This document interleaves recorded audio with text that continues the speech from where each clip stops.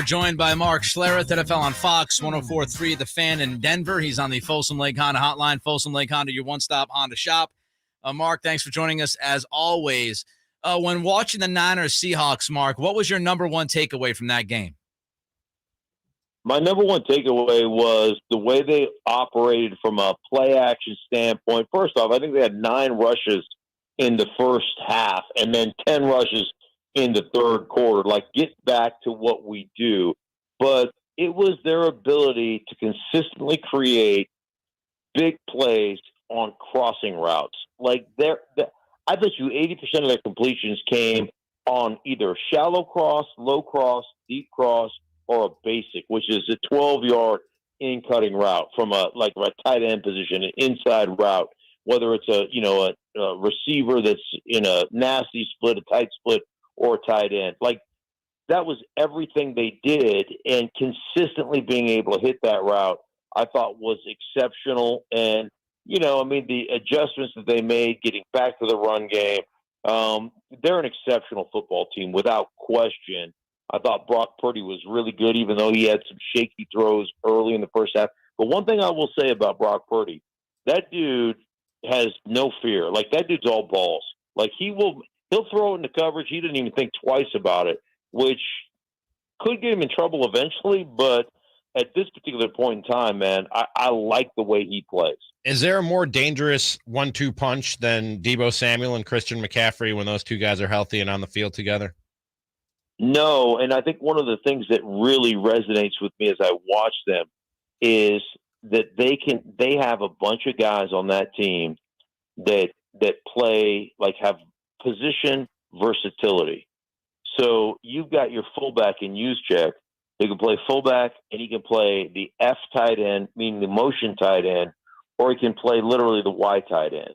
The Kittle can play the Y tight end, the F tight end, or he could go back to fullback.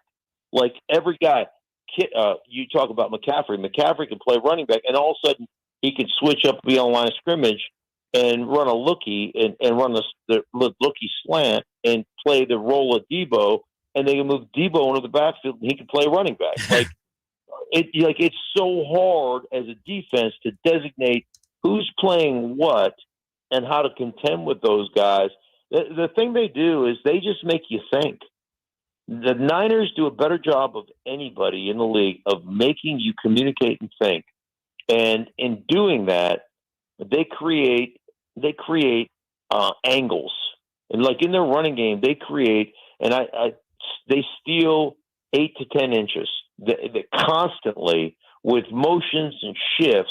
And all of a sudden they get a guard who's athletically overmatched on a linebacker, but they buy him that extra half a tick or that extra 10 inches.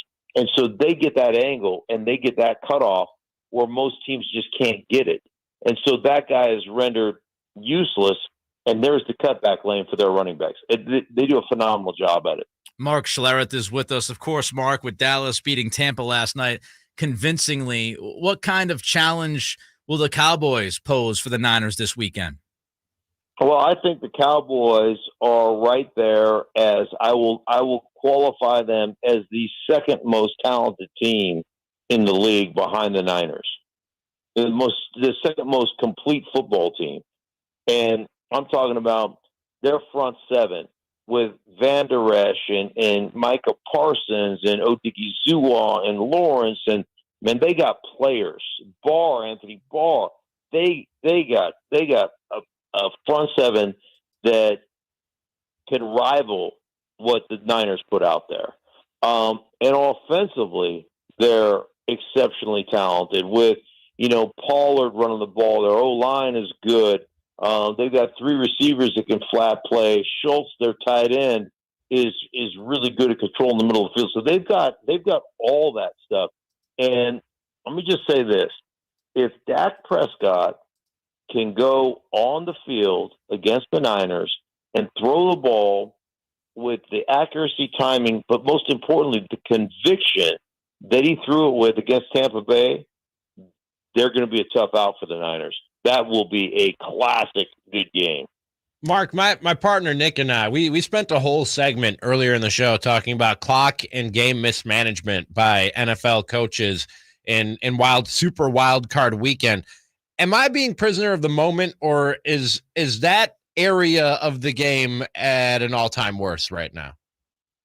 It's probably as bad as it's been, and obviously we've seen things from the Broncos and like Nathaniel Hackett in week 2 at home against Houston. The fans are counting down the clock because of their operation issues from week 1. There's been a lot of that stuff, and it's been pretty prominent. Jeff Saturday giving up the biggest lead in NFL history in the second half and losing a game. What we saw from the Chargers, and the fact that you fire your OC and your passing game coordinator / quarterback coach, when isn't that the head coach's job to signal up to the OC and go, hey, dude, I don't care what we do, we're going to throw the ball. And they put some long drives together, but when you're throwing the ball, one thing I know, you run the ball for a 1-yard gain, you get 1 yard, and you eat up 45 seconds. You throw the ball for an incomplete pass, you get no yards, and you run off 7 seconds on the clock.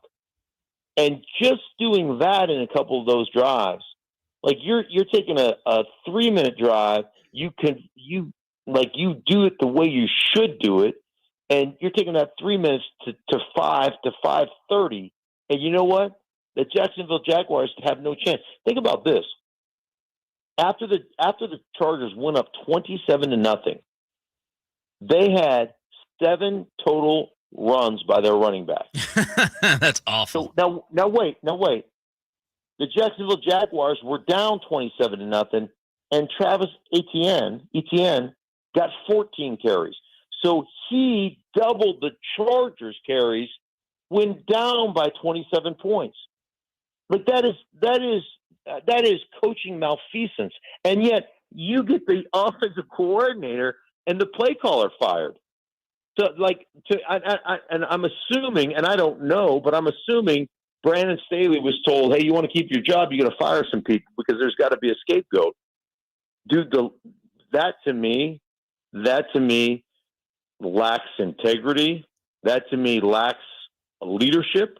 And if you're firing people because you've been given the ultimatum, then you lose, to me, you lose a ton of credibility in your own locker room. That's a bad precedent to set.